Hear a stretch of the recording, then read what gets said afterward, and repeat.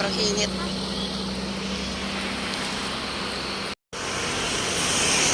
Ayan sila, dalawa pang pumunta.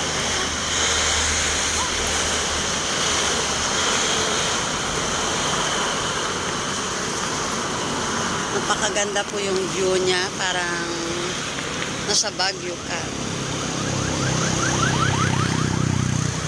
Ayun po, dito po yung bahay na papunta dun. Tagal ko na hindi nakapunta. Parang 1 year na mahigit.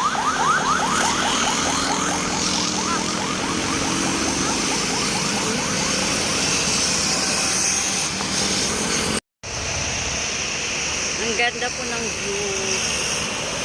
Ayun, galing po ako sa